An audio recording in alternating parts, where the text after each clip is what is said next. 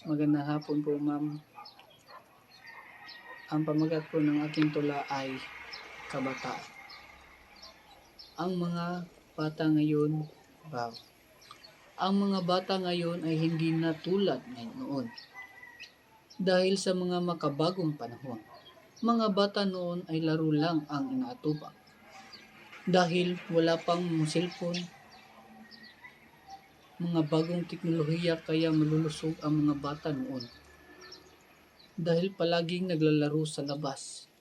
Hindi tulad ngayon na sa loob lang ng bahay at nagsisilpon. Kahit 3 years old pa lamang ang bata, humahawak na ng cellphone.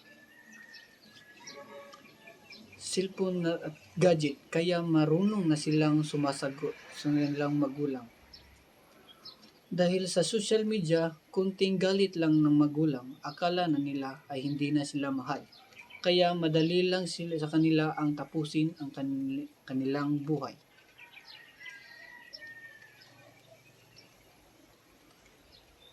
Yan ba yung mga sinasabi ni Jose Rizal na ang kabataan ay pag-asa ng bayan? Ngayon, kaya kayong mga magulang, lagi ninyong subaybayan ang inyong mga anak. Dahil sa ating makabagong panahon ngayon, marami ng mga bata ang tinatapos ang kanilang mga buhay dahil lang sa mga hindi nila kanais-nais na nagawa. Kaya palagi natin silang iniingatan at mahalin, at palagi din natin silang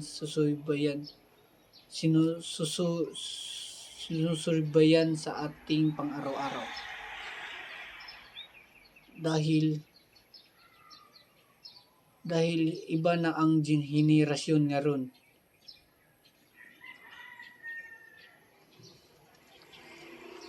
Na hindi na katulad noon na marami at malaya pa tayong ginagawa ang gusto natin sa labas, at palagi pa tayong pinapalo ng ating mga magulang. Hindi tulad ngayon, konting galit lang ng magulang ay marunong na silang sumasagot